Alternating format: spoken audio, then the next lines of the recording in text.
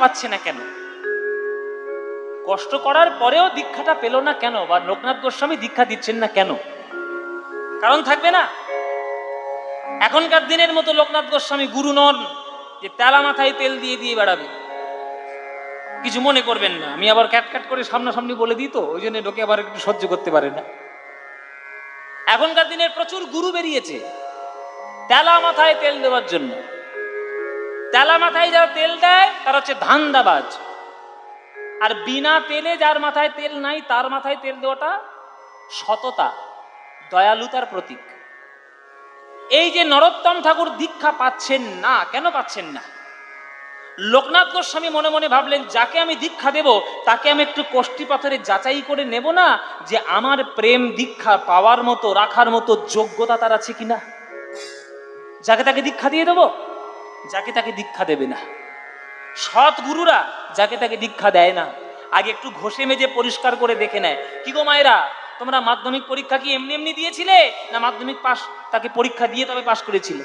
কি গো, পরীক্ষাটা দিয়ে পাস করতে হবে তো, বোঝাতে তো হবে যে আমি কোয়ালিফাইড।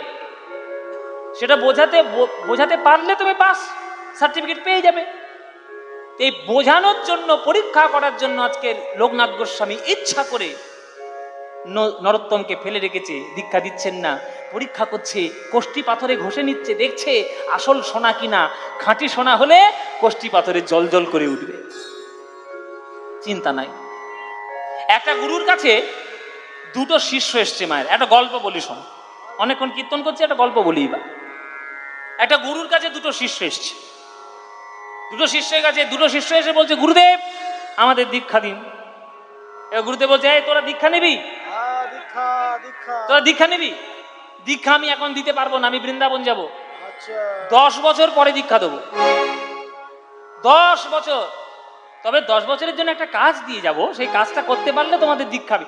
যে ভালো করতে পারবে তাকে আমি দীক্ষা দেব। ঠিক আছে, তাহলে হাত পাতো। হাত পাততে বলেছি, কি খুঁজছিস? হাত পাত। এই নে, তোকে দুটো জব দিয়ে গেলাম। এই একে দুটো জব দিল, ওকে দুটো জব দিল। জব জব জবের মালা নয়, জব অন্তের জয় ব, যে জব খায় গো, জবের আটা হয় না, ওই জব, ওই দুটো জব দিয়ে গেল। এবার দুটো জব 10 বছর পর অক্ষত অবস্থায় দেখাতে হবে, যে দেখাবে সে দীক্ষা পাবে। এবার দুটো শিষ্যের মাথায় দুরকম বুদ্ধি।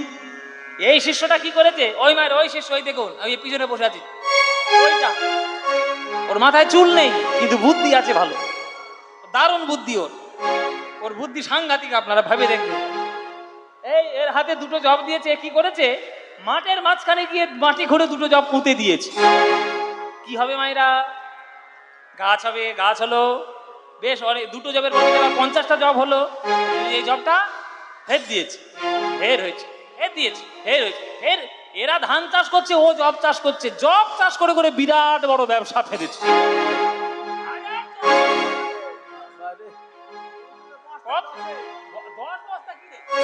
কুইন্টাল কুইন্টাল বস্তা গোডাউনে পড়ে আছে, দেখ গিয়ে যা। আমারা বিরাট বড় জবের ব্যবসা করে ফেললো। জব, দুটো জব বলেছিল গুরুদেব দিতে, সে এখন কোটি কোটি জব করে ফেলেছে। এইটা এইটা দিন রাত মিষ্টি খায়, মাথায় বুদ্ধি কিছু নাই। করেছে কি, দুটো জব কলা পাতায় ভালো করে মুড়েছে, মুড়ে একটা কৌটোর মধ্যে দিয়ে সেই কৌটোটা সিন্ধুকের মধ্যে তুলে রেখে দিয়েছে। বলে কোথাও যাবে না, ওই জব, ওটা ঠিক থাকবে।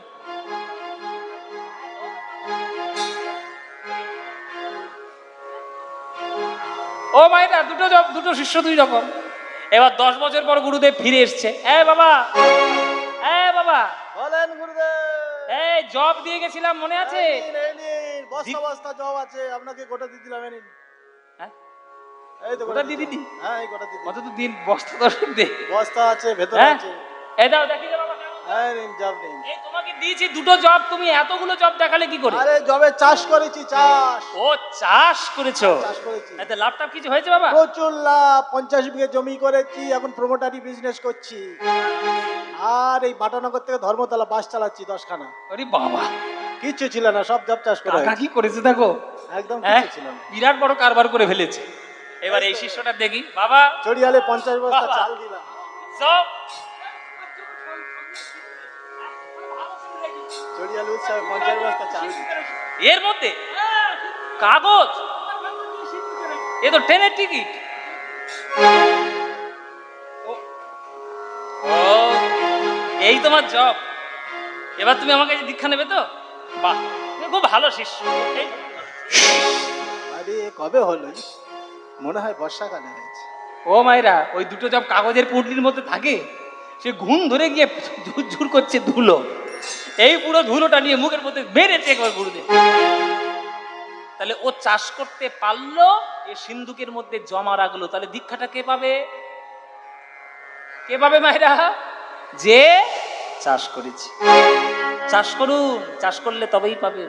এমন মানব জমিন রইল পতিত, আবাদ করলে ফল তো সোনা। মানব জমিন রইল পতিত, আবাদ করলে ফল তো সোনা।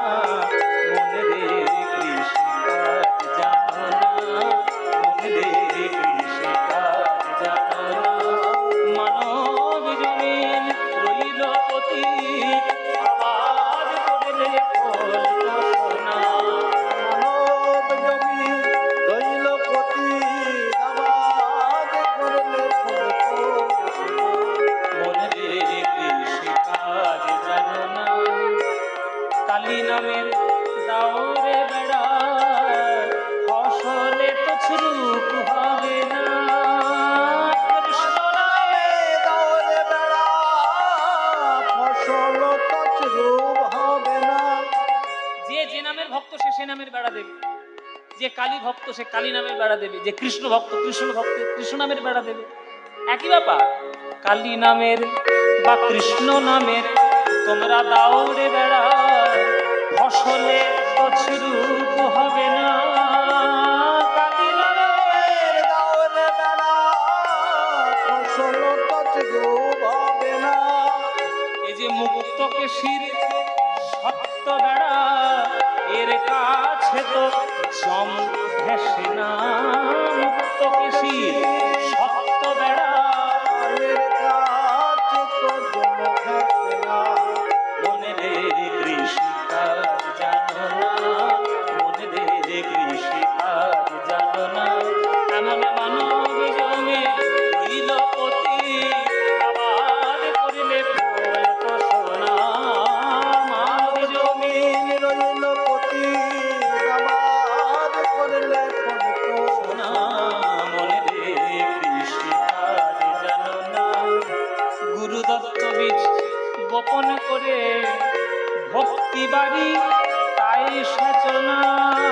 গুরুদত্ত বীজ মন করে ভক্তি বাবিতায় সচনা। এই গানটা হচ্ছে শ্যামা সঙ্গীত, পান্নালাল ভট্টাচার্যের গাওয়া শ্রেষ্ঠ। আর এখনকার দিনের ছেলেরা, এখনকার দিনের ইয়াং জেনারেশনরা এই গান জানেই না। ওমা, জানতে পারলো কখন? অরিজিৎ সিং গাইলো যখন। অরিজিৎ সিং গেয়েছে, এটা অরিজিৎ সিং এর গান। আরে অরিজিৎ সিং এর গান নয়, এটা শ্যামা সঙ্গীত। কিন্তু ওনার একটা সার্থকতা হলো অরিজিৎ সিং এর, এটা হচ্ছে গায়ক হিসেবে জীবনের সার্থকতা। যে একটা গান গাইলো আর একটা যুব সমাজকে নাড়ি দিয়ে চলে গেল, যে এটা শ্যামা সঙ্গীত, তোমরা শোনো। যেই গানটা গাইলো, গানটা চারিদিকে বাজতে থাকলো। এটা একটা গায়কের সার্থকতা জীবনে। আমার গান শুনে যদি কিছু লোক মুভ করে, সেটা জানবেন একটা গায়কের জীবনের সার্থকতা। কিন্তু এই গানটা কার লেখা? রামপ্রসাদের লেখা। শ্যামা সঙ্গীত কীর্তন যেমন বাঙালিদের কাছে অত্যন্ত প্রিয়, তেমনি শ্যামা সঙ্গীতও কিন্তু অত্যন্ত প্রিয়। আর আপনাদের আশীর্বাদে আমার দুটোই আমার অত্যন্ত প্রিয়। আমার কীর্তনও যেমন ভালো লাগে, তেমনি শ্যামা সঙ্গীত আমার অত্যন্ত ভালো লাগে। আমার কয়েকটা গানের রেকর্ড আমার আছে, কিছু কিছু গান আমি রেকর্ড করেছি। লোকের এত ভালোবাসা আমার ইউটিউব চ্যানেলে, এত লোকের প্রশংসা, তারা ফোন করে। আমার একটা গান আপনাদের এখানে গিয়েছিলাম 2019 সালে, আমার পরিষ্কার মনে আছে। 2019 সালে এই গানটা গিয়েছিলাম, যে ওই চোখের মনি কালো বলে মাকে বলি কালে, সেটা এখানে গিয়েছিলাম। তো কেউ একজন ইউটিউবে রেকর্ড করে ওটা ছেড়ে দিয়েছে। এত লোকের কমেন্ট আর এত লোকের ভালোবাসা আমাকে ফোন করে করে খালি বলে যে ওই গানটা দাদা, ওই গানটা আপনার মন্দিরে চালিয়ে আমরা মাকে পুজো করি। এটাও আমার কাছে একটা বড় পাওয়া না? তা আমার কাছে কীর্তনও যেমন আমার প্রিয় জিনিস, আমার কাছে শ্যামা সঙ্গীত খুব প্রিয় জিনিস। এই দেখুন শ্যামা সঙ্গীত, হ্যাঁ কি কোনটা না 2019 সালে গেয়েছি, আর গাইব না। 19-এ গেয়েছি, 26-এ হবে না। একটা গান গাইছি তো, আর যদি সময় হয় পরে গাইব। কালী নামের দাওরে বেড়া, ফসলে তো রূপ হবে না। এই যে মুক্ত কেশির শক্ত বেড়া, এর কাছে তো জন ঘেঁষে না। মুক্ত কেশির শক্ত বেড়া, এর কাছে তো জন ঘেঁষে না। গুরু দত্ত বীজ বপন করে ভক্তি বাড়ি তা এসেছ না। গুরু দত্ত বীজ বপন করে ভক্তি বাড়ি এসেছ না। করে একা যদি না পারিস মন, রামপ্রসাদকে সঙ্গে নেনা।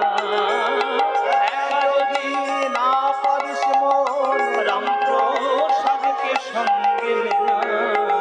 মনে রে কৃষিকাজ জানো না, মনে রে কৃষিকাজ জানো না। মানব জমি রইল পতি, আবার করলে ফল তো সোনা। মানব জমি রইল পতি, আবাদ করলে ফল তো সোনা। মনে রে কৃষিকাজ জানো না, মনে রে কৃষিকাজ জানো না, মনে রে কৃষিকাজ জানো না।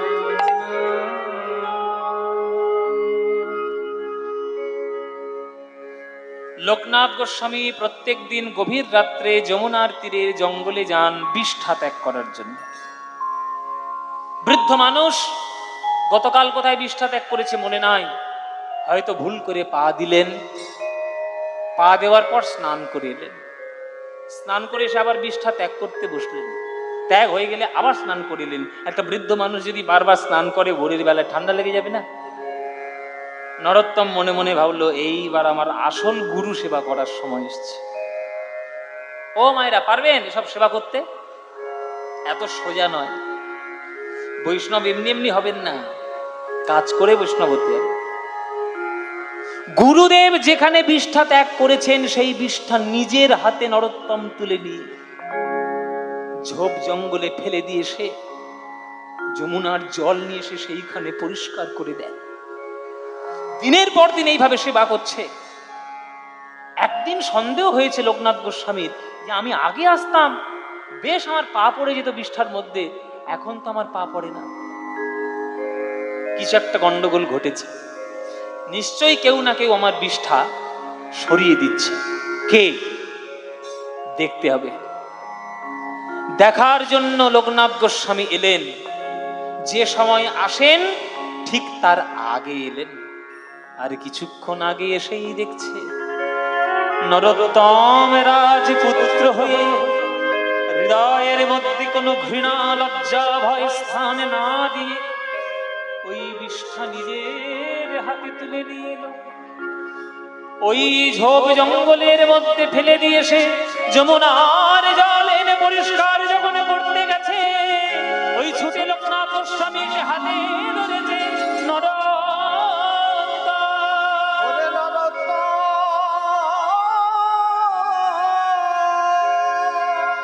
আমার চিরদিনের অহংকার ছিল,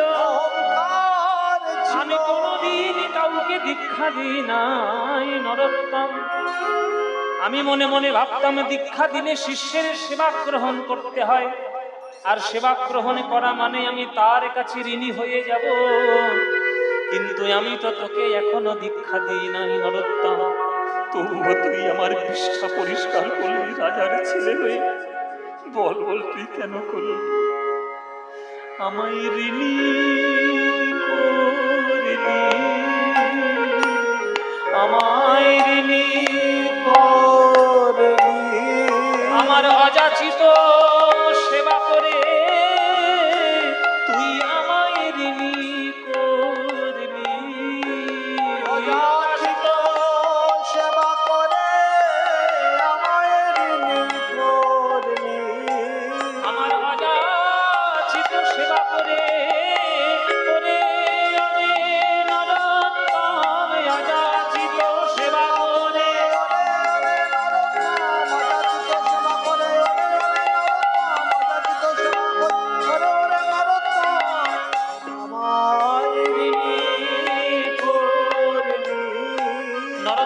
চরণ জড়িয়ে ধরে বলছে, না গুরুদেবী, আপনি কি বলছেন? আমি কি আপনার কাছে ঋণী হতে পারি? আপনি আমার মতো অস্পৃশ্য নরকের কীটের কাছে ঋণী হবেন? না না, আপনার দেহ যে সচ্চিদানন্দময়, গোবিন্দের প্রসাদ বিনা, গোবিন্দের নাম বিনা আপনার দিন কাটে না। আপনার দেহ যে সচ্চিদানন্দময়, ওই বিষ্ঠা যদি আমি অঙ্গে মেখেও নিই, তাতেও আমার কোনো অপরাধ হবে না। যে এমন কথা বলেছে, আর থাকতে না পেরে বুকের মধ্যে জড়িয়ে ধরেছে। এইবার আমি যদি তোকে দীক্ষা না দিই, আমি অপরাধী হয়ে যাব। তবে নরোত্তম, আমি কথা দিলাম তোকে, তুই হলি আমার জীবনের প্রথম শিষ্য, আর তুই হলি আমার জীবনের শেষ শিষ্য। তোকে ছাড়া আমি কাউকে আমার শিষ্য রূপে গ্রহণ করতে পারবো না। তাই দেখবেন বাবা, লোকনাথ গোস্বামীর নাম কেবলমাত্র আপনি নরোত্তম দাস ঠাকুরের পদাবলীর মধ্যে পাবেন, আর অন্য কোথাও পাবেন না। এত ভালোবাসত লোকনাথ গোস্বামী। একদম লোকনাথ গোস্বামীর নাম শুধু নরোত্তম ঠাকুরের, হাহা প্রভু লোকনাথ দয়া করো মোরে। দেখবেন প্রত্যেকটা গানে বা প্রায় গানে লোকনাথ গোস্বামীর কথা বলা আছে, অন্য কোথাও নাম নেই। দীক্ষা হয়ে গেল। এবার জীব গোস্বামীর কাছে এলেন। জীব গোস্বামী বলছে, যাও, আর একটা গুরুত্বপূর্ণ জিনিস তোমায় শিখতে হবে। কি? গান শিখতে হবে। গান শিখতে হবে। কার কাছে গান শিখবো? হরিদাস স্বামীর কাছে গিয়ে গান শিখে এসো। হরিদাস স্বামী কে বাবা? হরিদাস স্বামী আপনারা নিশ্চয়ই নাম জানেন। আকবরের রাজসভায় যিনি গান শোনাতেন, তার নাম কি ছিল? হ্যাঁ, তানসেন। এই ঘনশ্যাম বৃন্দাবন, ঘনশ্যাম বৃন্দাবন, ঘনশ্যাম 3 দিন ছুটে চলেছে একটানা। রাজার ছেলের মনের মধ্যে বৈরাগ্যের ভাব। বৃন্দাবনের কথা বললে অঙ্গ শিহরিত হয়। বৃন্দাবন, ঘনশ্যাম বৃন্দাবন, ঘনশ্যাম বৃন্দাবন, ঘনশ্যাম। 3 দিন একটানা ছোটার পর একটা গ্রামের মধ্যে গিয়ে আছাড় খেয়ে পড়ে গেল।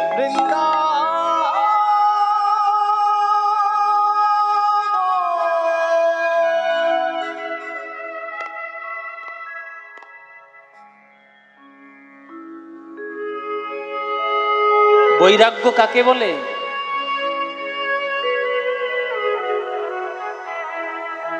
ধুতি পরে তিলক করে ঘর ছেড়ে চলে যাওয়া বৈরাগ্য বলে? বিষয় থেকে মনকে সরিয়ে নেওয়াকে বৈরাগ্য বলে। কিরকম? উদাহরণ দিচ্ছি। মনে করুন ছানার তরকারি আপনি খেতে প্রচন্ড ভালোবাসেন। ছানার তরকারি, ছানার ডালনা আপনি প্রচন্ড ভালোবাসেন খেতে। আপনার সামনে 1 বাটি ছানার ডালনা দেওয়া হয়েছে, আপনি দেখছেন ছানার ডালনা, মনে মনে কোনো ইচ্ছেই নেই। বৈরাগ্যের শুরু। রূপ, রস, শব্দ, গন্ধ, স্পর্শ, এগুলোর থেকে মন যখন গুটিয়ে নেওয়া যায়, মনকে যখন আসক্তি এর মধ্যে কেন্দ্রীভূত করা না হয়, তখন জীবনে বৈরাগ্যের উদয় হয়। আজ রাজার ছেলে নরোত্তম, না তার বিষয়ে কোনো আসক্তি, না তার কামে কোনো আসক্তি, না তার কোনো রূপে আসক্তি, একটাই কথা শিখেছে, বৃন্দাবন ঘনশ্যাম। 3 দিন ধরে একটানা ছুটছে। মায়েরা, কেউ পারবে 3 দিন ধরে ছুটতে? এ তো রক্ত মাংসের শরীর, কতদিন পারবে? পাগলের মতো যখন চলে যাচ্ছে, পায়ে কত কাঁটা, কত কাঁকড় ফুটে গেল বুঝলো না। একটানা ছোটার পর একটা গ্রামে গিয়ে আছাড় খেয়ে পড়ে গেছে। সেই গ্রামের এক ঠাকুর মশাই সকাল বেলায় পুজো করতে যাবে বলে অঙ্গে নামাবলী জড়িয়ে আর ঘরের বাইরে বেরিয়েছে। দেখছে একটা ছেলে, ফুটফুটে ছেলে, সুন্দর একটা ছেলে পড়ে রয়েছে রাস্তার উপরে। কি গো, কাদের ছেলে গো? দেখে কি সুন্দর টুকটুকে ফর্সা, রাজার ছেলের মতো বলে মনে হচ্ছে, কিন্তু পায়ের দিকে তাকিয়ে দেখছে কত কাঁটা কাঁকড় ফুটে আছে, কতদিন একটানা জোরে ছুটছে বোঝা যাচ্ছে না। কি করা যায়? কাঁটা কাঁকড় ছাড়িয়ে মায়েরা মাথাটা কোলের উপরে নিল, নিয়ে মাথার উপরে হাত বুলাচ্ছে আর ডাকছে, নরোত্তম, ওঠো নরোত্তম, তোমার জন্য এক গ্লাস গরম দুধ এনেছি, তুমি খাও নরোত্তম, ওঠো। কে আপনি? আমার নাম জানলেন কি করে? আমি তো আপনাকে চিনি না, কোনোদিন দেখিনি, আপনি আমার পরিচয় জানলেন কি করে? আরে দেখছো না আমি ব্রাহ্মণ, আমি ব্রাহ্মণের ছেলে, আমি জ্যোতিষী, আমি জ্যোতিষ বিদ্যার মাধ্যমে জানতে পেরেছি তোমার নাম নরোত্তম। যাও, তোমার বাবার নাম কৃষ্ণানন্দ রাজা, মায়ের নাম নারায়ণী দেবী, তুমি চলেছ বৃন্দাবনে প্রেম লাভের উদ্দেশ্যে। বলবেন না আপনার চরণধ্বনি আপনি যেন কাউকে বলে দেবেন না। না না, আমি বলবো কেন? তুমি কি আর ডাকাতি করতে বেরিয়েছো নরোত্তম যে বলে দেব? তুমি তো প্রেম লাভের জন্য যাচ্ছ, কিন্তু প্রেম লাভ করা এত সোজা নয়। বৃন্দাবন যেতে গেলে অনেক কষ্ট করতে হবে, তুমি হঠাৎ করে যেতে পারবে না। তাই তোমার জন্য এক গ্লাস গরম দুধ এনেছি নরোত্তম, এটা তুমি খাও, শক্তি সঞ্চার হবে শরীরে, তুমি চলে যেতে পারো। না না, দুধ আমি খাবো না, আমি বৃন্দাবনে গিয়ে তবেই কিছু খাবো, আমি প্রতিজ্ঞা করি আপনি আমাকে খাও। নরোত্তম, তুমি যার নামে পাগল সে যে ব্রাহ্মণ, মহাপ্রভু ব্রাহ্মণ, নিত্যানন্দ ব্রাহ্মণ, গদাধর ব্রাহ্মণ, অদ্বৈত ব্রাহ্মণ, আমিও একটা ব্রাহ্মণ। তুমি আমার কথা অমান্য করছো নরোত্তম। ব্রাহ্মণের কথা না রাখলে তুমি তো বৃন্দাবনে গেলে প্রেম পাবে না। আমি বলছি, আমি কাউকে বলে দেব না তোমার পরিচয়, তুমি চলে যাও বৃন্দাবন, কিন্তু দুধটা খেয়ে তারপরে তুমি যাও। মনে মনে ভাবছে এতই করে করে যখন বলছে তাহলে দুধটা খেয়েই যায়। এক গ্লাস গরম দুধ ঢক ঢক করে খেয়ে নিল নরোত্তম। নিয়ে নরোত্তমের বুকের মধ্যে কি আনন্দ! আপনি কি দুধ খাওয়ালেন ঠাকুর মশাই? এ তো দুধ নয়, এ তো অমৃত। বলে আমাদের গ্রামে এত সুন্দর দুধ হয়ে যায়, আর আমি তোমায় মাথা দেব না, এই পথে সোজা চলে যাবে বৃন্দাবন। তাহলে আপনার চরণে প্রণাম করে আমি আসি। হ্যাঁ, যা। বৃন্দাবন বৃন্দাবন বৃন্দাবন, হরি বল হরি বৃন্দাবন।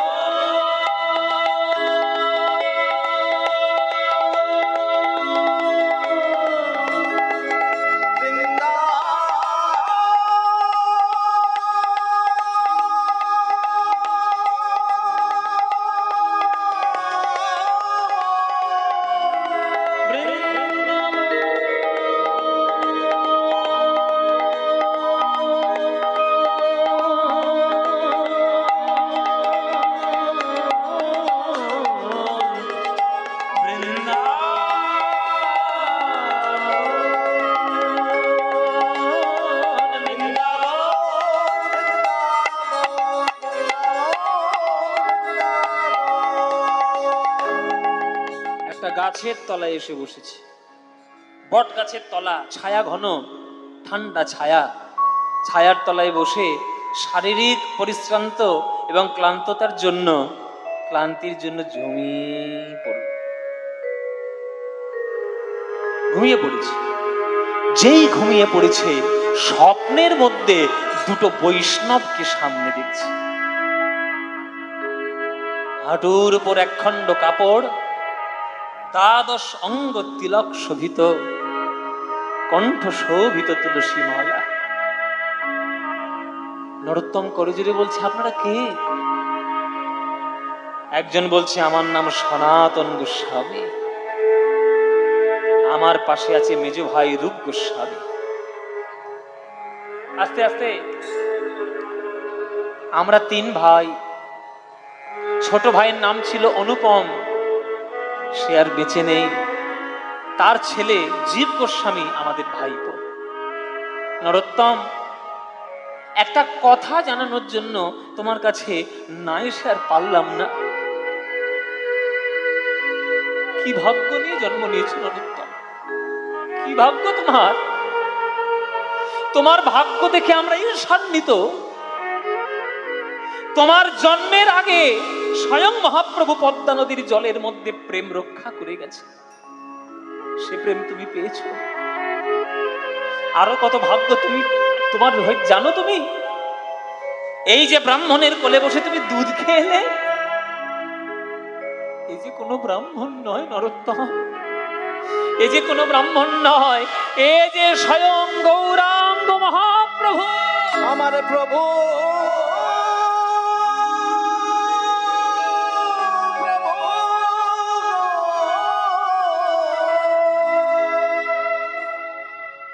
তুমি রাজার ছেলে হয়ে কৃষ্ণ কৃষ্ণ বলে ব্রজের পথে ছুটে চলেছ, তাই মহাপ্রভু আমার স্বয়ং ব্রাহ্মণ হয়ে এসে তোমাকে দুগ্ধ প্রদান করে গেছে। ওটা দুধ নয়, দুধ রূপে তুমি প্রেম আস্বাদন করেছো, এরকম প্রেম। নদীতেও প্রেম, গৌরাঙ্গ মহাপ্রভুর কোলে বসে প্রেম, এমন ভাগ্যবান কার হয়েছে।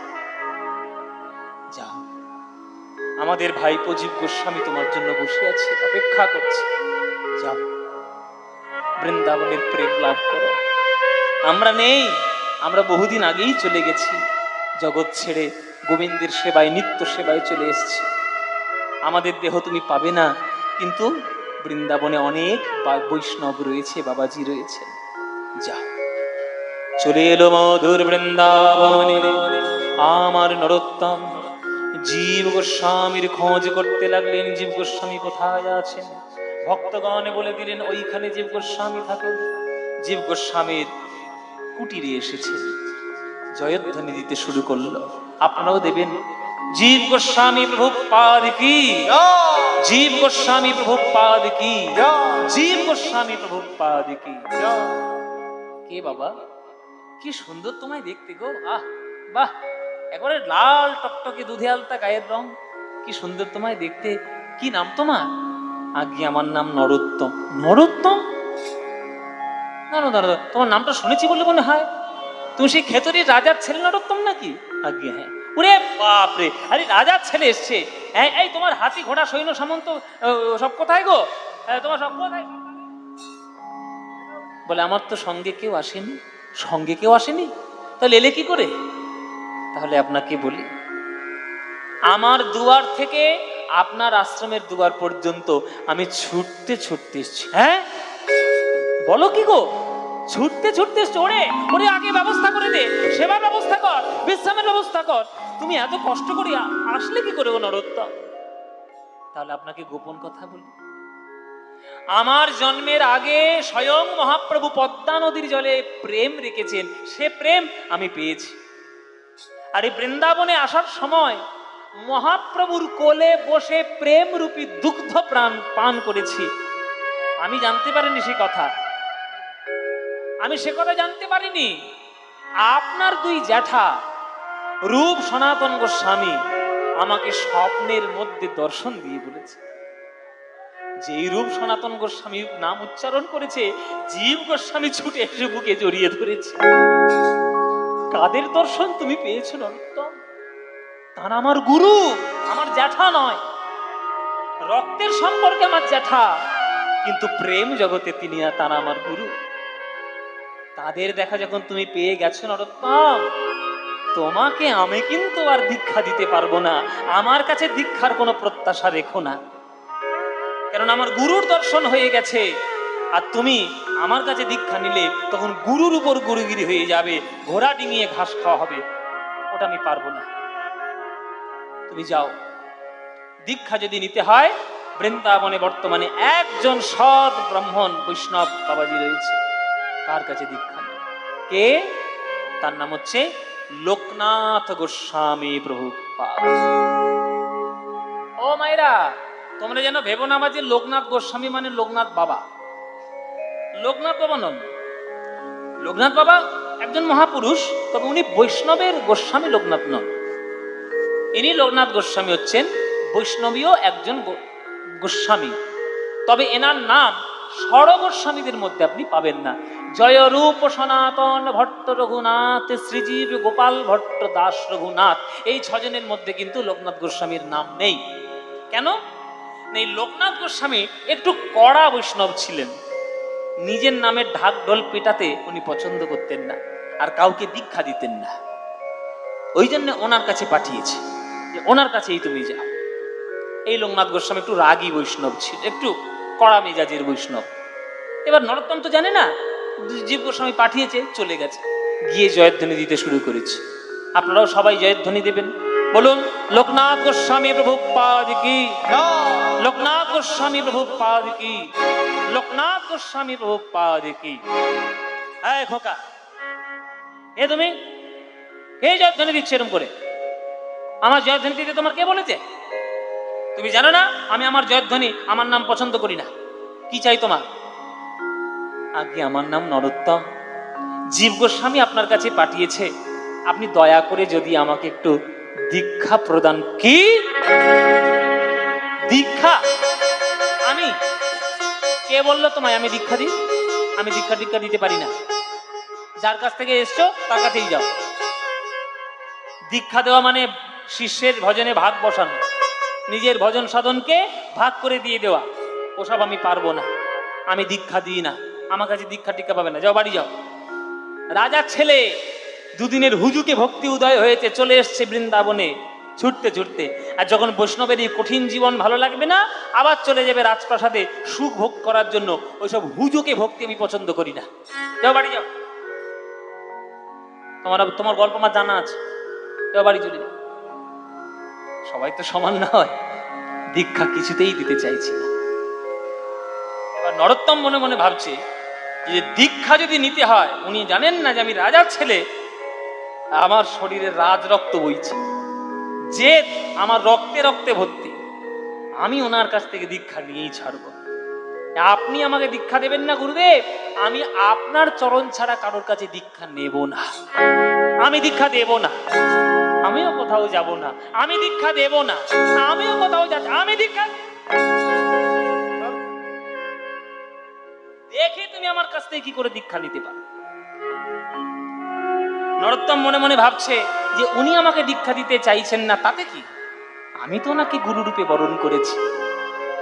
আমি যখন গুরুরূপে বরণ করেছি, শিষ্যের যা কর্তব্য গুরুর প্রতি, আমি তাই করব। তাই মায়েরা কি করে জানেন? চুপি চুপি করে কাঠ কেটে নিয়ে আসে, জল তুলে দেয়, ফুল তুলে দেয়, আশ্রম ঝাঁট দিয়ে দেয়, সব ব্যবস্থা করে দেয় অজান্তে। কে করছে বোঝাই যায় না, এত চালাক ছেলে। আর কি করে দিনের নিজের জীবন নির্বাহের জন্য? রাজার ছেলে কাঁধে একটা ভিক্ষার ঝুলি নিয়ে রোজ সকালবেলায় ব্রজ মায়েদের চরণে চরণে ভিক্ষা করতে যায়। যে ব্রজমা, যে ব্রজ রমণী তাকে করুণা করে কিছু ভিক্ষা দেয়, সেই ভিক্ষা নিয়ে আসে, গোবিন্দের চরণে সমর্পণ করে, আর প্রসাদ পায়। আরে বলে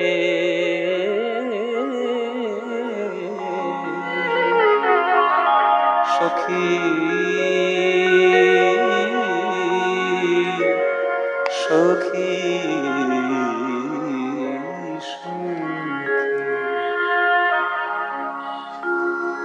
সখী সে হরি কেমন নাম শুনে যার এত প্রেম জাগে, চোখে আনে এত জল, সে হরি কেমন নাম শুনে যার এত প্রেম জাগে, চোখে। গাইব কি গাইব না? গাইব না, বন্ধ করে দেবো।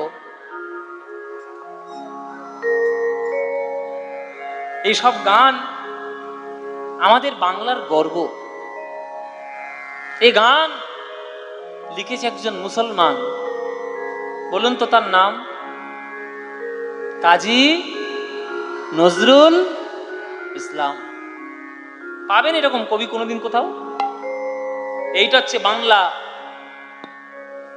ভারতবর্ষের মধ্যে শ্রেষ্ঠ হলো বাংলা। আমি বাঙালি বলে বলছি না, আমি ফ্যাক্ট নিয়ে কথা বলছি। আমি বাঙালি, আপনি বাঙালি, ইমোশনে ঘা দেবো, আপনার বেশ গাটা গুড়ুমুড়ু করে উঠবে না। This is the fact. সর্বক্ষেত্রে বাঙালিদের যে উন্মাদনা রয়েছে, আপনি দেখান কোন জেলায় কোন রাজ্যে রয়েছে। সিনেমা থেকে শুরু করে, সাহিত্য থেকে শুরু করে, প্রেম থেকে শুরু করে, বিজ্ঞান থেকে শুরু করে, দর্শন থেকে শুরু করে, শাস্ত্র থেকে শুরু করে, কোথায় পাবেন বাংলার মতো? ওই জন্য বলে না, আজকের বাঙালি যা ভাবে কালকে ভারতবর্ষ ভাবে, আর কালকে যেটা ভারতবর্ষ ভাবে তার 10 দিন পরে বিশ্ব ভাবে। ভারতবর্ষ, তার মধ্যে বাংলা শ্রেষ্ঠ। নজরুল ইসলাম একটা উজ্জ্বল জলজ্যান্ত প্রমাণ। কোন ধর্ম, কোন বর্ণ, কোন সাম্প্রদায়িকতা, কোনো কিছুই ভগবানের পথের বাধা হয়ে দাঁড়াতে পারে না। নজরুল ইসলাম তার প্রত্যক্ষ প্রমাণ। এরকম ক্ষণজন্মা কবি আর বাংলায় কোনোদিন আসবে না। রবীন্দ্রনাথ ঠাকুর যেমন সূর্যের মতো উজ্জ্বল হয়ে আছে, তেমনি নজরুল ইসলাম ও তার কৃতিত্বে চাঁদের মতো শীতলতা দিয়ে রয়েছে আমাদের পৃথিবীকে। সূর্য চাঁদ আকাশে না থাকলে পৃথিবীর ভাগ্য খুলবে, তেমনি রবীন্দ্রনাথ ঠাকুর আর নজরুল ইসলাম না থাকলে ওই রকম বাঙালির সাহিত্যের ভাগ্য খুলবে না। নজরুল ইসলাম, সে হরি কেমন না শুনে যার এত প্রেম জাগে, সুখে আনে এত জল। সে হরি কেমন নাম শুনে যার এত প্রেম জাগে, চোখে আনে এত জল। সে হরি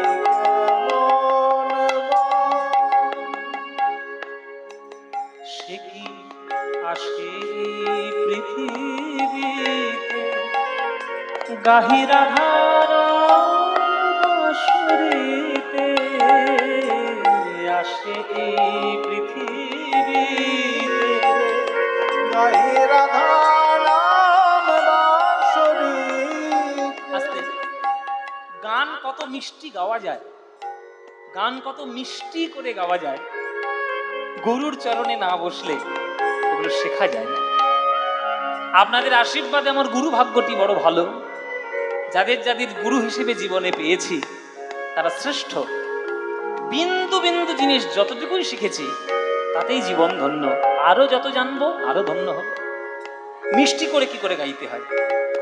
সে কি আসে পৃথিবীতে গাহিরা ধানাম বাঁশরীতে, আসে পৃথিবীতে গাহিরা ধানাম বাঁশরীতে, যার অনুরাগে বিরোহী যমুনা, যার অনুরাগে বিরোহী যমুনা হয়ে ওঠে চঞ্চল। সে হরি কেমন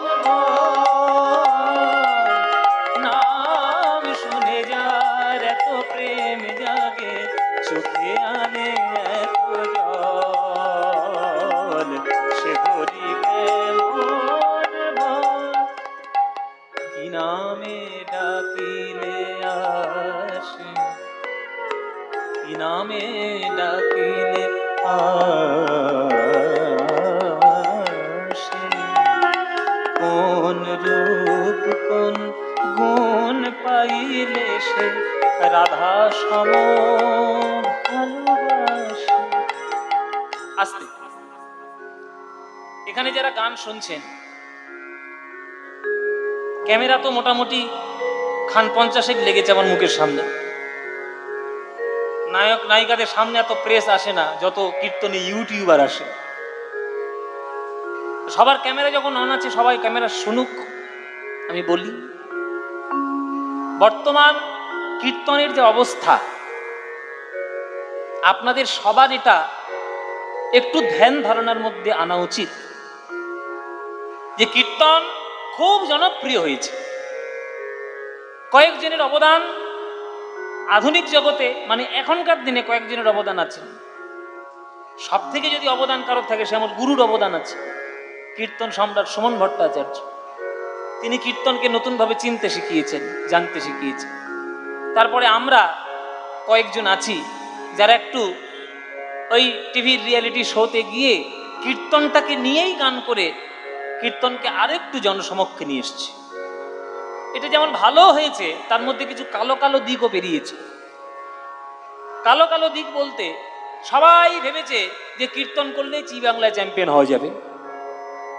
এত সোজা নয়।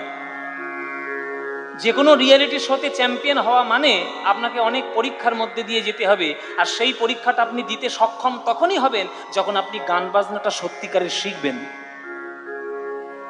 সত্যিকারের শিখে গান বাজনা করুন।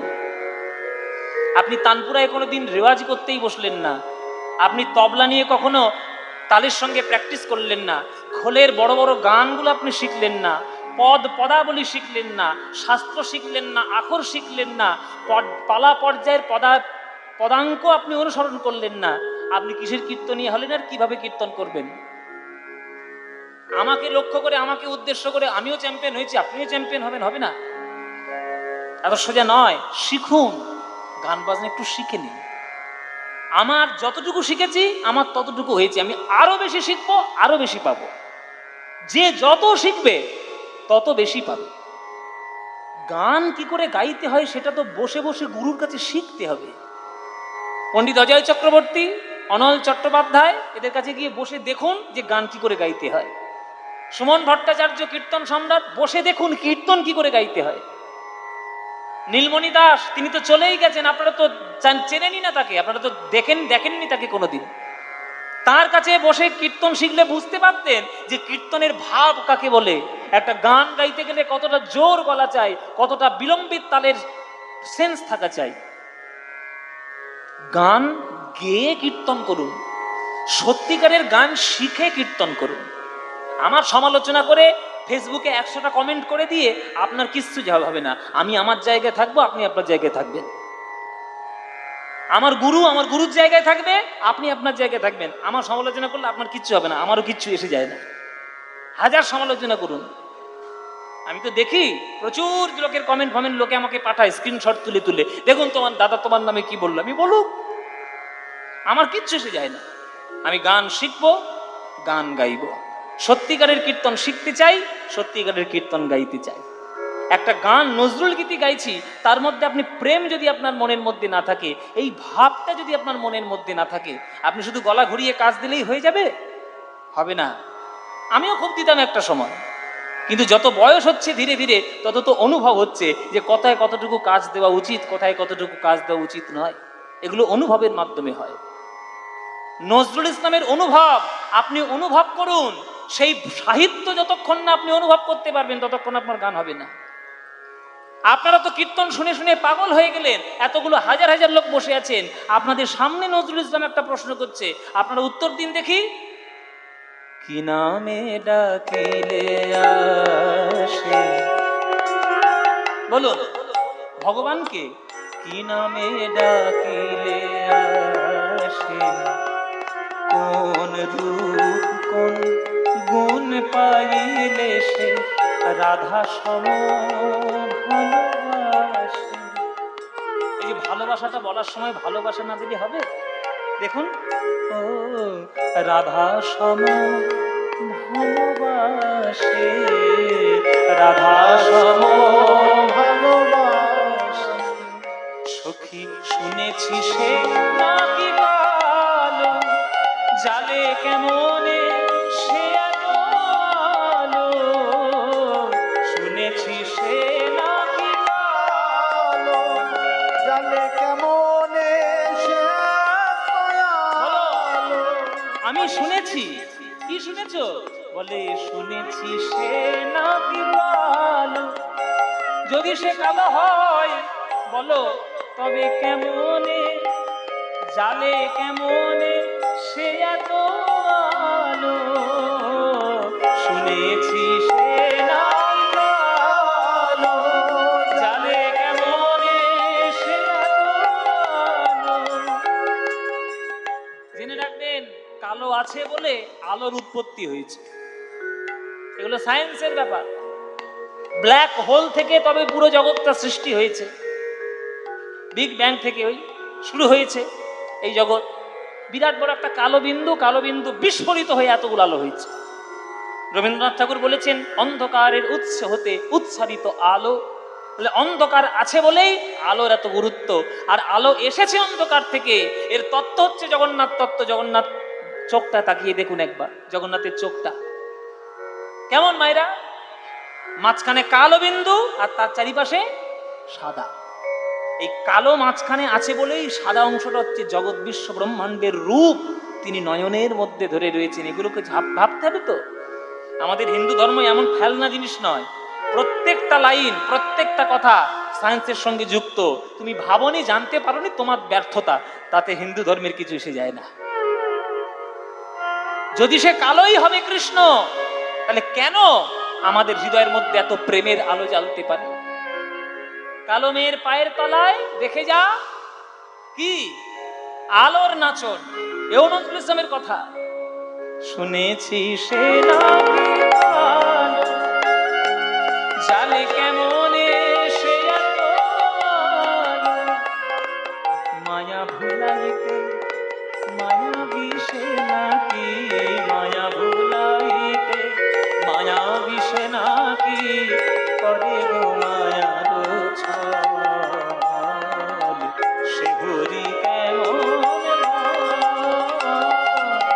নাম শুনে যার এত প্রেম জাগে, চোখে আনে এত জল, সে হরি কেমন নাম শুনে যার এত প্রেম জাগে, চোখে আনে এত জল, সে হরি কেমন সে হরি কেমন সে হরি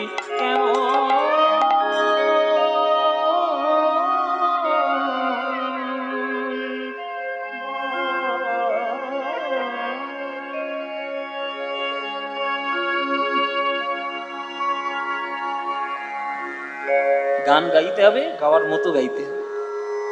এমন মানব জমিন রইল পতি, আবাদ করেলে ফল তো সোনা। গাইব নাকি? বলে এখানে আবার হঠাৎ করে কালী ঠাকুরের গান করতে গেল। তত্ত্ব আছে, প্রসঙ্গ আছে, ওই জন্যই গাইছে, এমনি এমনি নয়। এই যে আপনারা ভাবুন যে নরোত্তম এত কষ্ট করে তো প্রেম নিয়ে বৃন্দাবনে এসছে, তাহলে তবুও সে দীক্ষা, সেটা যদিও সবার ভাগ্যে হবে না। পকেটে পয়সা থাকলে বৃন্দাবন বেড়ানো যায়, পকেটে পয়সা থাকলে রাধা ভাব পাওয়া যায় না। তাই বৃন্দাবনে গোপী আনুগত্যে গোবিন্দ ভজন করতে হয়। নরোত্তম দাস ঠাকুর কৃষ্ণ ভজন শিক্ষা করার জন্য কার কাছে এলেন? শ্রীনিবাস আচার্যের কাছে। এই শ্রীনিবাস আচার্যকে বলা হয় গৌরাঙ্গ মহাপ্রভুর দ্বিতীয় আবেশ অবতার। সেই শ্রীনিবাস আচার্য, জয়ধ্বনি দেবেন মায়েরা, বলুন শ্রীনিবাস আচার্য কি, শ্রীনিবাস আচার্য কি, শ্রীনিবাস আচার্য কি। কে ভাই আমার এত সুন্দর জয়ধ্বনি দিচ্ছ? আগে আমার নাম নরোত্তম, আমি লোকনাথ গোস্বামীর দীক্ষা শিষ্য, জীব গোস্বামীর ভাগবত শিষ্য, আর হরিদাস স্বামীর সঙ্গীত শিষ্য। আমি আপনার চরণে এসেছি, আপনি যদি কৃপা করে রাধা গোবিন্দের ভজন শিক্ষা দেন, নিশ্চয় নিশ্চয় নিশ্চয় শিক্ষা দেব। কিন্তু ভজন শিক্ষা পেতে গেলে তোমাকে একটা শিক্ষা পেতে হবে নরোত্তম। কি? তাহলে আজ পর্যন্ত যা শিখেছো সব ভুলে যাও, যা শিখেছো ভুলে যাও। কৃষ্ণের দাসী হতে গেলে নিজের কিচ্ছু নিজের মধ্যে রাখলে চলবে না। ও মায়েরা, রাসলীলা করার আগে বলুন তো গোপীদের কি চুরি করেছিল কৃষ্ণ? হ্যাঁ, বসন চুরি করেছিল। কেন? নারীদের কাছে, নারীদের শরীরে, নারীদের জীবনে লজ্জা হলো তার সব থেকে বড় ভূষণ। কিন্তু সেই লজ্জাটাকেও যদি গোবিন্দের চরণে দিতে পারেন, তবেই তো গোবিন্দ আপনাকে সর্বস্ব দেবে। আপনার যদি গোবিন্দ আর আপনার মাঝখানে যদি একটাও দু একটা বাধা থেকে যায়, টান যদি থেকে যায়, তাহলে গোবিন্দের পূর্ণ কৃপা পাবে না। তাই তুমি কত বড় গায়ক, কত বড় শাস্ত্রজ্ঞ, কত বড় পণ্ডিত, কত বড় পাণ্ডিত্য তোমার, এটা রাখতে গেলে গোবিন্দের কৃপা হবে না। তাই আজ পর্যন্ত যা শিখেছো, গোবিন্দ ভজন করতে গেলে সব ভুলে যাও। তাহলে কি শিক্ষা নেব? শোনো, নিজেকে একজন গোপী মনে করো, গোপীর চরণের দাসী মনে করো, একটা মঞ্জরি মনে করো, মনে করে গোবিন্দের চরণে সেবা করো। আমি তোমাকে আজ্ঞা দিলাম নরোত্তম, রাধা গোবিন্দ কুঞ্জ মন্দিরে প্রবেশ করবেন। তারা যখন গল্প বলে বাইরে আসবে, তুমি তাদেরকে গরম দুগ্ধ প্রদান করবে, এইটা তোমার সেবা। বলে বেশ তাই হবে। কেহ বহু অঙ্গ সাধে, কেহ সাধে এক অঙ্গ, সাধিতে সাধিতে ওঠে প্রেমেরও তরঙ্গ। নরোত্তম ডুবে গেল ধ্যানের মধ্যে। ধ্যানের মধ্যে বসে দেখতে পেল সোনার বাটি। সোনার বাটি নিলেন, দুগ্ধ ভর্তি করলেন, কাঠে আগুন জ্বালিয়ে দুগ্ধ গরম করতে বসলেন। এদিকে রাধা গোবিন্দ আমার কুঞ্জ মন্দিরে প্রবেশ করেছেন। কুঞ্জ মন্দিরে রাধা গোবিন্দ গল্প করছেন। নরোত্তম মনে মনে ভাবলো, কি গল্প করছে একবার শুনে আসি। কি গল্প করছে শুনে আসি। লোকের কথায় কান পাতা বাঙালির তো একটা স্বভাব। কি গো মায়েরা, সিরিয়াল দেখে থেকে ওইগুলোই তো শিখছো, কার সংসারে কি করে ভাঙানি দিতে হয়। তা বললাম আমি একটু রাধা গোবিন্দের কথা শুনে আসি। নরোত্তম কথা শুনতে গেল রাধা গোবিন্দের গল্প। আর রাধা গোবিন্দের কুঞ্জ বাগান মানে তো আর ইট কংক্রিট সিমেন্ট দিয়ে নয়, গাছপালা, ফুল লতা পাতা এগুলো দিয়ে তৈরি। ভেতরে যা বলে বাইরে থেকে শোনা যায়। কান পেতে নরোত্তম শুনছে, কি বলে দেখি রাধা গোবিন্দ কি গল্প করছে। তখন রাধা রানী আমার গোবিন্দের চরণ ধরছে, আত্মনিবেদন করছে। বধূ হে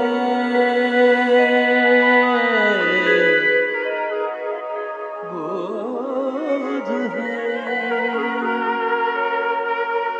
বধূ হে প্রাণনাথ বধূ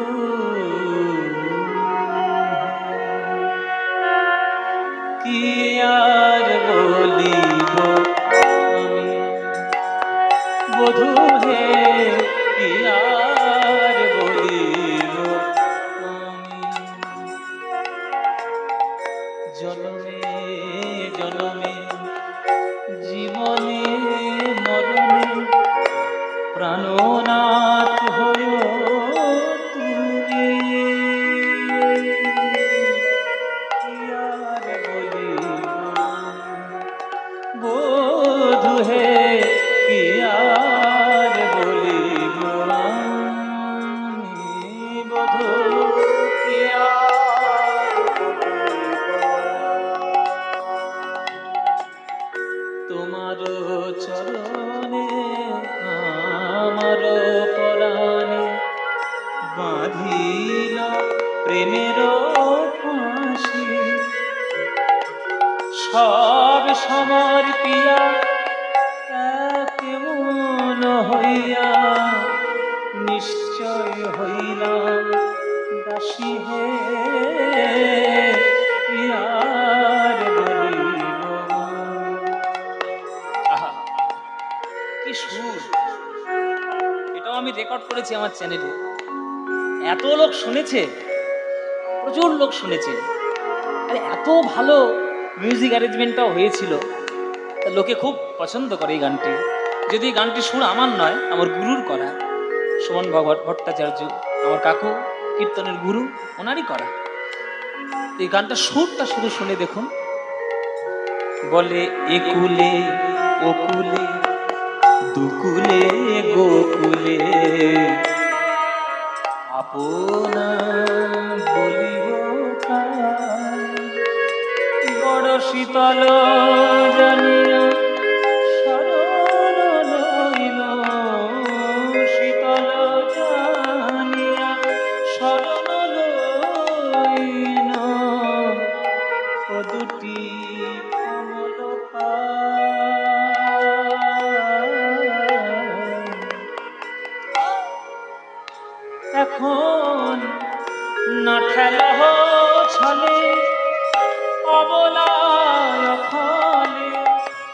যে হয় উচিত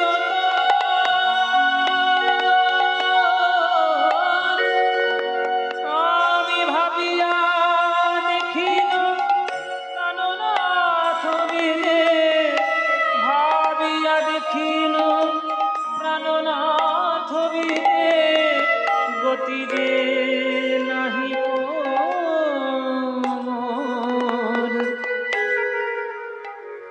এখন আখির নিমেষে যদি নাহি হেরি, তবে পরাণে মোরি।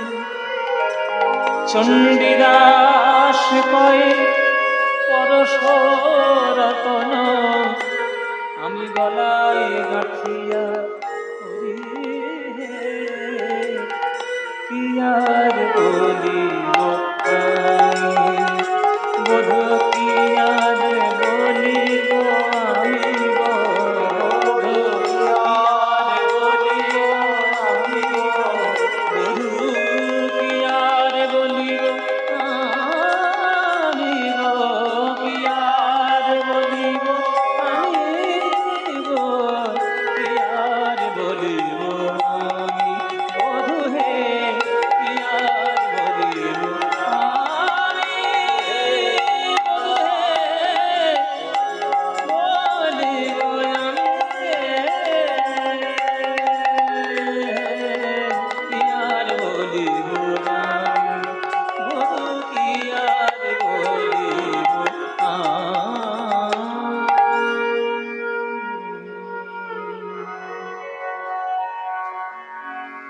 গল্প করতে করতে দুধ উথলে উঠে, দুধ পুড়লো আগুনে। একি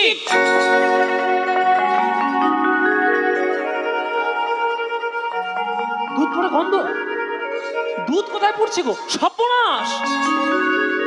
আমি তো দুধ গরম করতে বসিয়ে দিয়েছি। সঙ্গে সঙ্গে ছুটে চলল দুধের কাছে। কতক্ষণ ফুটবে ও মায়েরা, কতক্ষণ ফুটবে? দুধ তো এমনিতেই তাড়াতাড়ি উতলে ওঠে, উতলে উঠে দুধ পুড়ে গেছে।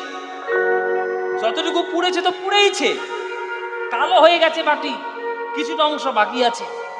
নরোত্তম মনে মনে ভাবলো, যেটুকু বাকি আছে অন্তত ওটুকুই তুলে নিয়ে যদি দিতে পারি, তাহলে অপরাধ থেকে মুক্তি পাবো। অপরাধ হবে না কৃষ্ণ, অপরাধ সেবার অপরাধ। ওইটুকু তুলতে গেছে বাটি থেকে, ওই বাটিটা, গরম বাটিটা যে কোনো কাপড় দিয়ে নামাতে হয় এটাই ভুলে গেল। খালি হাতে যেই নামাতে গেছে, ধ্যান ভেঙে গেল, চমকে উঠল। মনে মনে ভাবছো, তাহলে ধ্যানে দেখছিলাম, কিন্তু হাতটা খুব জ্বালা জ্বালা করছে কেন? হাতটা তুলে হাতের মধ্যে দেখে মায়েরা, হাতের মধ্যে বড় বড় ফোস্কা ভর্তি হয়ে গেছে। শ্রীনিবাস আচার্য ডাক করাচ্ছেন, কি রে নরোত্তম, কত বেলা হয়ে গেল তো, আমাকে একটু তেল মাখিয়ে দিবি না বাবা, আয়। কই রে? নরোত্তম গেল, হাত দুটো চাদরের মধ্যে, উড়ানির মধ্যে লুকিয়ে গেল। কি রে, হাতের মধ্যে কি হয়েছে? ওইরকম লুকানো কেন? জব করছিস নাকি? মিথ্যে কথা তো বলতে পারবে না। না গুরুদেব, আমি জব করছি না। তাহলে হাত কেন চাদরের তলায়? কি হয়েছে হাতে তো? বল, বলবি না? আমায় দেখাবি না? আমি দেখছি, দাঁড়া। এই বলে যখন নরোত্তমের দুটো হাত জোর করে ওই উড়ানি থেকে বের করে নিয়ে এলো, যেই হাত দুটো মুখের কাছে তুললে, কি নরোত্তম, ওর হাতের মধ্যে এই এত বড় বড় বোঁটা পড়েছে কি করে, কি করে বললো?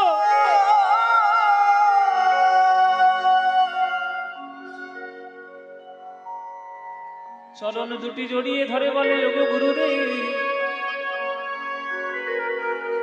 আপনি কৃষ্ণ সেবা দিয়েছিলেন, কিন্তু কৃষ্ণের গল্প শোনার আজ্ঞা দেন না। ঘোড়া ডিঙিয়ে ঘাস খেতে গেছি, গুরুর উপর গুরুগিরি করতে গেছি, গুরুর আজ্ঞা অমান্য করে রাধা গোবিন্দের কথা শুনতে গেছি। শুনতে শুনতে বিভোর হলাম, দুধ পুড়ে গেল, দুধের গন্ধ নাকে এলো, নামাতে গেলাম, কোনো কাপড় দিয়ে নামাতে হয় আমি ভুলে গিয়ে খালি হাতে যেই নামাতে গেছি আমার দুটো হাতে পুড়ে গেছে। গুরুদেব, আমি যে কৃষ্ণ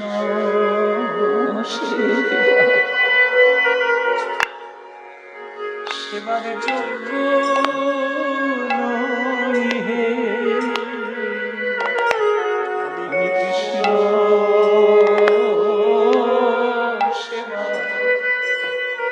সেবার যোগ্য নই।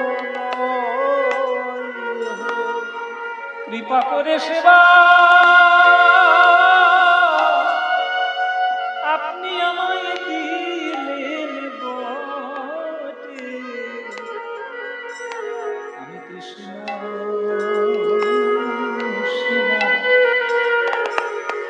সেবার যোগ্য নই।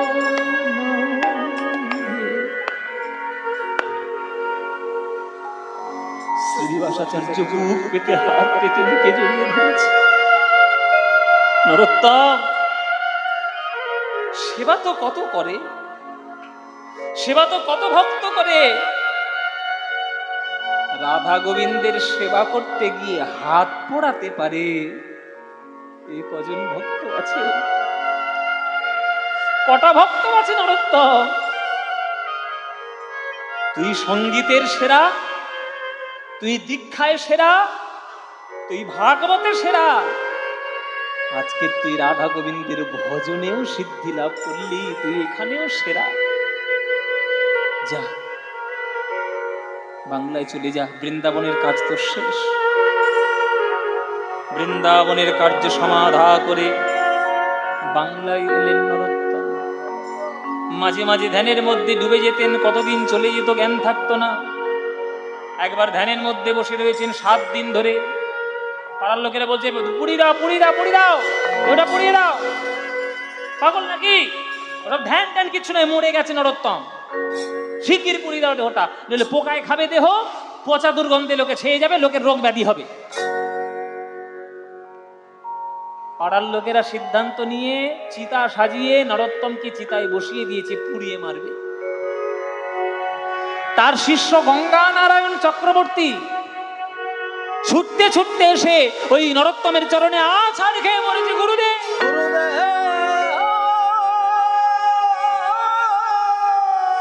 আপনি কৃপা করে ফিরে আসুন ধ্যান থেকে। আপনি কৃপা করে ফিরে না এলে লোকে আপনার নামে যেমন বদনাম দেবে, তেমন আমার নামেও বদনাম দেবে। কেননা আমি অব্রাহ্মণ হয়ে আপনার কাছ থেকে আমরা কাছে দীক্ষা নিয়েছি। গঙ্গানারায়ণ চক্রবর্তী আমি ব্রাহ্মণ সন্তান, আপনার কাছে দীক্ষা নিয়েছি বলে লোকের কত কটু কথা, যে আপনি ব্রাহ্মণকে দীক্ষা দিয়েছেন মানে আপনার অপরাধ হয়েছে, আপনি মুক্ত করুন আপনার ওই ধ্যান, তাহলে আমার এই কলঙ্ক থেকে আমি মুক্ত হতে পারি। গঙ্গানারায়ণ চক্রবর্তীর চরণ ধরে কাঁদছে, শিষ্যের চোখের জল পায়ে পড়ল নরোত্তমের। 7 দিন পর চিতার উপরে ধ্যান ভাঙলো, কৃষ্ণ কৃষ্ণ বলতে। আমার গৌরাঙ্গ বলিতে হবে পুলক শরীর, হরি হরি বলিতে নয়নে ববে,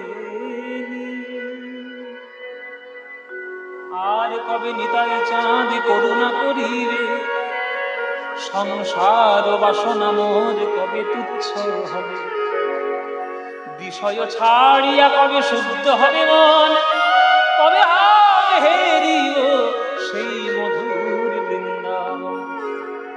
রূপ রঘুনাথ পদে রহিবে মোর আকুতি, কবে হাম হেরিও সেই যুগল প্রীতি। রূপ রঘুনাথ পদে রহু মোর আস, প্রার্থনা কর সদা নরোত্তম।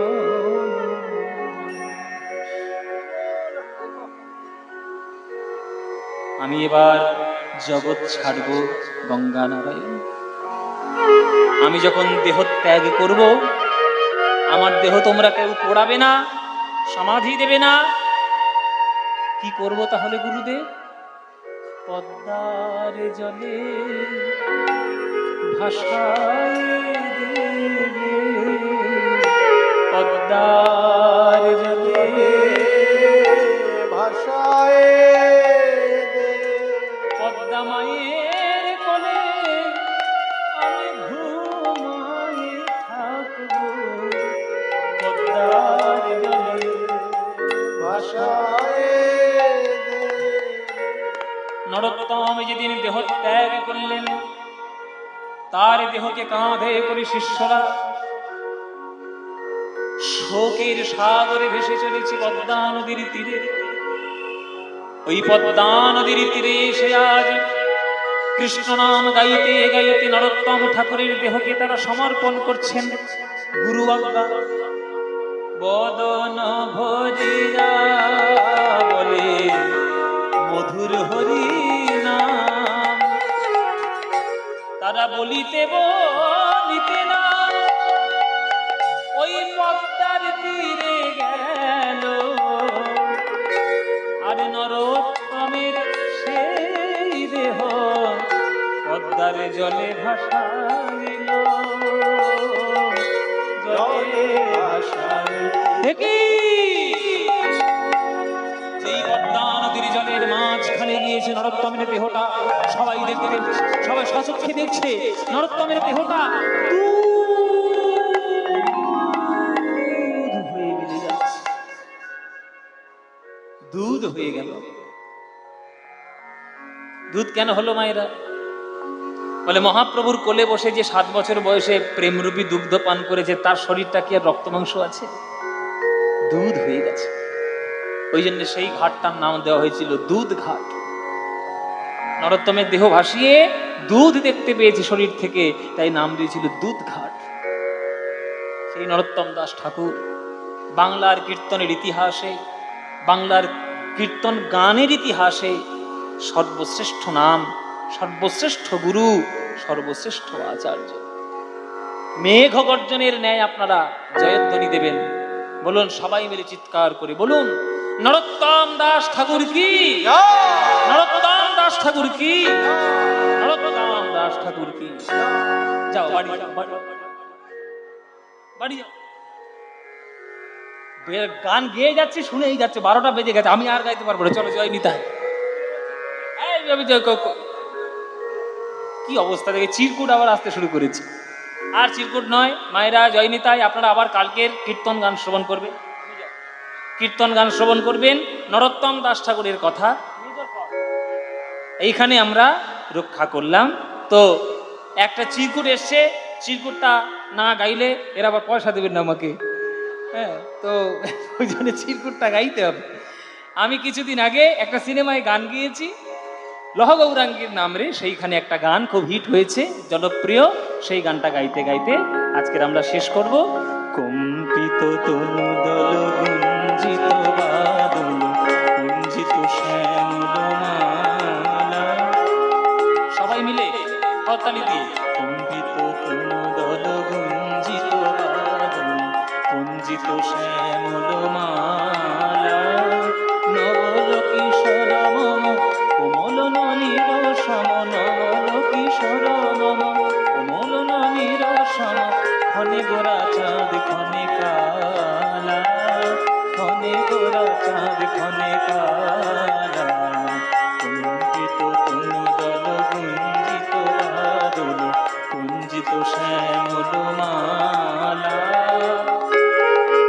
এই আসর আমার তো বহু পরিচিত আসর, বহু বছর ধরে এখানে গান গাইছি। সেই 2014 সাল থেকে শুরু হয়েছে, এখনো চলছে। মাঝখানে কয়েকটা বছর একটু গ্যাপ পড়ে গেছে, করোনার জন্যও বটে, আর আমার ব্যক্তিগত কিছু কাজের জন্যও বটে।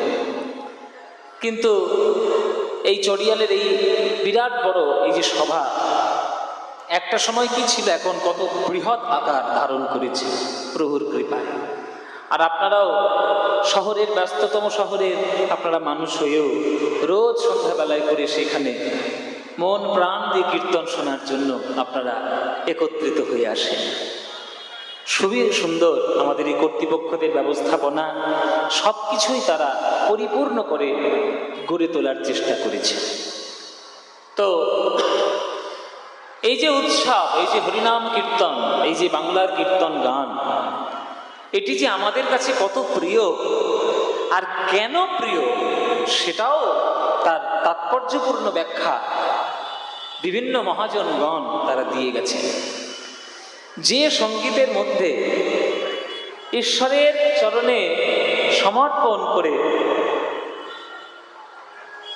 নিজেকে সমর্পণ করার রাস্তা থাকে, সেটি হচ্ছে সর্বশ্রেষ্ঠ সঙ্গীত।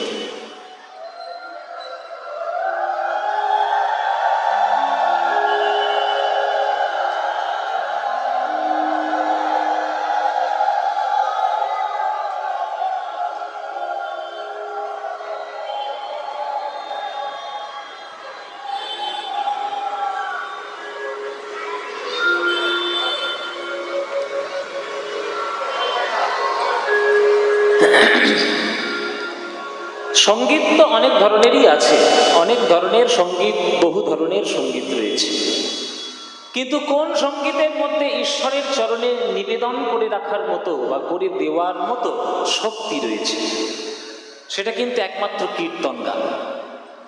কীর্তন গান ছাড়া ঈশ্বরের চরণে সমর্পণ করার মতো রাস্তা আপনি কোনো গানে পাবেন না। অন্যান্য গানে হয়তো খুব এন্টারটেনমেন্ট আপনি হবেন, আপনি খুব এন্টারটেন পাবেন, মনোরঞ্জন সূচক, মনোরঞ্জনমূলক অনেক কিছু পেয়ে যাবেন, কিন্তু কীর্তনের মধ্যে আপনি তা পাবেন না। কীর্তনের মধ্যে ঈশ্বরের প্রতি নিবেদন পাবেন। এই যে এখনকার দিনে নানান ধরনের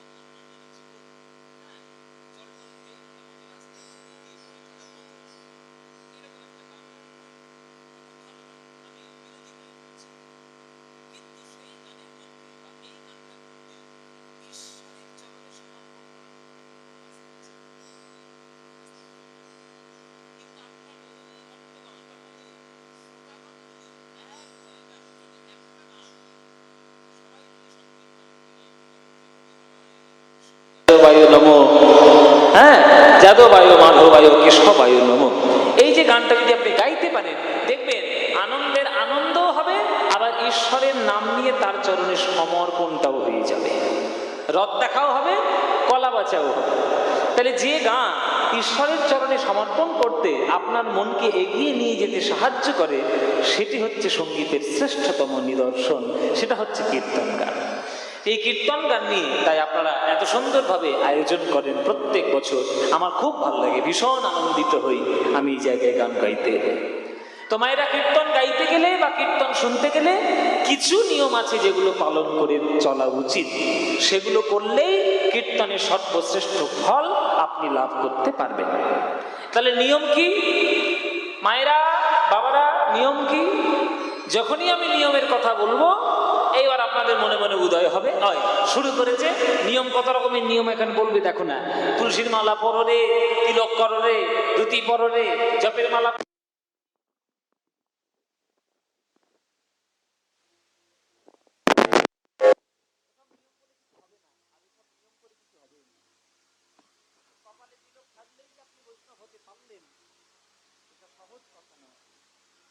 বৈষ্ণবতা কোনো চিহ্নের মাধ্যমে প্রকাশ হয় না, বৈষ্ণবতা আচার আচরণের মাধ্যমে প্রকাশ।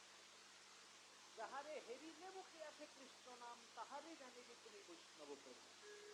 কপালে তিলক থাকলেই বৈষ্ণব হওয়া যাবে না, গলায় তুলসীর মালা থাকলেও বৈষ্ণব হওয়া যাবে না। এগুলো একটা অঙ্গ। তুলসীর মালা পরা, তিলক সেবা করা, ধুতি পরা, হাতে জপের মালা দেওয়া, এগুলো একটা অঙ্গ। এটা বহিরাঙ্গ, এটা অন্তরঙ্গ নয়। এটা হচ্ছে গাছের চারিদিকে বেড়া দেওয়ার মতো। কোন একটা গাছের চারিদিকে যদি বেড়া থাকে ভালো, না থাকলেও কিছু যায়। রাস্তার পাশে কত গাছ পড়ে থাকে, তাদের সব জায়গায় কি বেড়া দেওয়া সম্ভব? কিন্তু সেই গাছগুলো জগতের জন্য অনেক উপকারের কাজে লাগে। তাই আপনি ধুতি পরলে, তিলক করলে, গলায় তুলসীর মালা পরলেই যে আপনি বৈষ্ণব আর আপনি যে ভালো মানুষ হয়ে গেলেন, মোটেও নয়। এটা সম্পূর্ণ ভুল কথা। আচার আচরণের মাধ্যমে, আপনার জীবন শৈলীর মাধ্যমে প্রকাশ করতে হবে আপনি কৃষ্ণ ভক্ত কিনা। সেটি যদি করতে পারেন তাহলেই আপনি বৈষ্ণব হবেন, তার আগে হবে না, তার আগে হবে না। ওই জন্য বৈষ্ণবতা কোনো আচার আচরণ পোশাক পরিচ্ছদ দিয়ে হয় না, ব্যবহার দিয়ে, জীবন শৈলী দিয়ে হয়।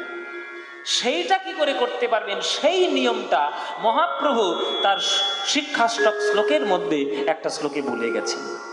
প্রথম নিয়ম কি? তৃণাদপি সুনিচেনা।